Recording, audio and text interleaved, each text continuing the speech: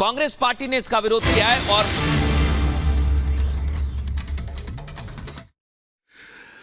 अगर राहुल गांधी, सोनिया जी और खरगे जी के सामूहिक प्रेस को एक शब्द में कहा जाए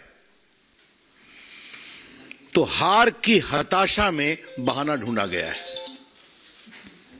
मैं फिर कह रहा हूं, आने वाले लोकसभा चुनाव में हार की हताशा में एक बहाना ढूंढा गया है। In utter desperation of imminent defeat, the Congress party at the highest level sought to create an alibi today. कुछ तो बोले, लेकिन उसमें कांग्रेस पार्टी का अकाउंट अगर फ्रीज किया गया है तो देश का अकाउंट फ्रीज किया गया है। ये तो कमाल है भाई। मुझे अपने जेपी मूवमेंट के आंदोलन के दिनों की याद आ गई। Indira is India, India is Indira, याद है ना?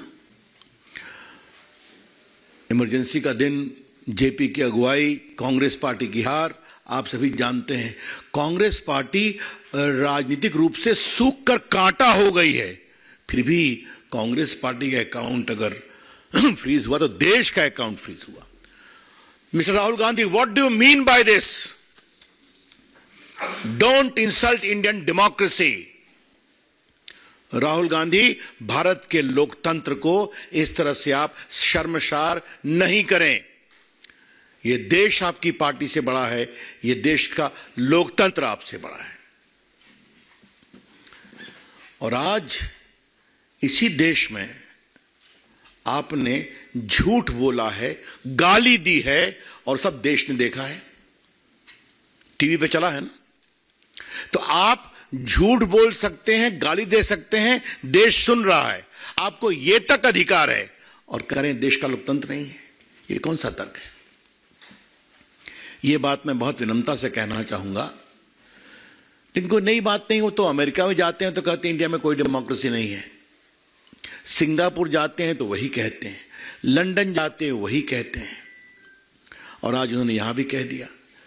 आज उनके झूठ का मैं पोल खोल लूंगा। लेकिन राहुल जी, सोनिया जी, आपको अगर देश की जनता वोट नहीं देती तो हम क्या करें? बीजेपी के राष्ट्रीय मंच से हम एक सवाल पूछना चाहेंगे।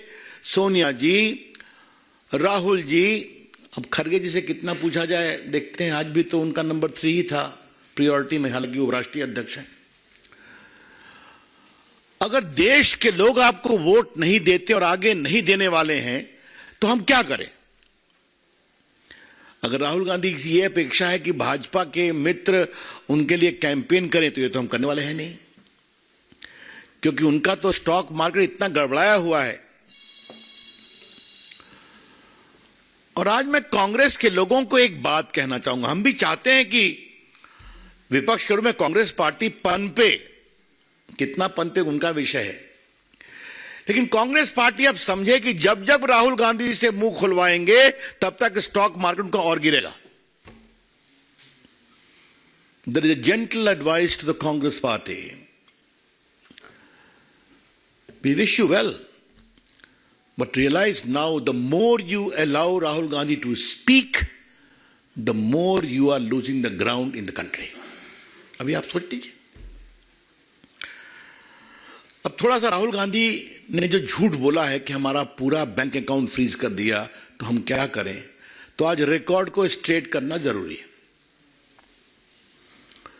बाकी इनकम टैक्स का विषय है तो सरकार की ओर से बोला जाएगा, लेकिन अल्प ज्ञान समस्या पैदा करता है।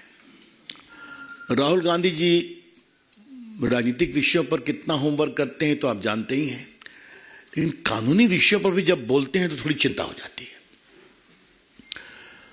इनकम टैक्स एक्ट का एक सेक्शन 13A है जिसमें सही है कि पार्टियों पर इनकम टैक्स नहीं लगता, लेकिन पार्टी को अपना रिटर्न हर साल फाइल करना पड़ता है, जिसमें बताना पड़ता है कि 20,000 तक कितने हमारे डोनर्स हैं, 20,000 से ऊपर कितने डोनर्स हैं। और अगर आपने ये नहीं फाइल किया हर असेसमेंट ईयर में, तो आपका ये एग्जम्पशन खत्म हो जाता है। ये है section 13A। Let me repeat, under the Income Tax Act section 13A, there is a clear provision that the political party is exempted from income tax, provided they file their return every year as to how much money has come of 20,000 rupees and duly certified auditor's report as to how much they had received from big donation. If you don't do it, you lose that exemption. ये बहुत basic चीज है जिसको समझना चाहिए।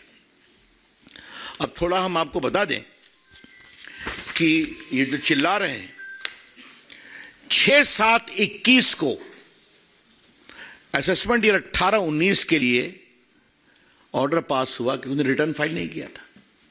तो return file नहीं किया तो एग्जम्पशन खत्म हो गया। एग्जम्पशन खत्म हो गया तो 105,17,29,635 रुपए का डिमांड रखा गया। और मैं आपको बता दूं, इनकम टैक्स एक्ट में धारा 220, धारा 221 में इस बात का पूरा प्रावधान है। कलेक्शन एंड रिकवरी 10 सेक्शन है। कैसे कलेक्शन होगा, कैसे रिकवरी होगी, सर्टिफिकेट होगा, पेनाल्टी लगेगी, मैं पढ़ नहीं रहा हूं, पर there is a inbuilt mechanism.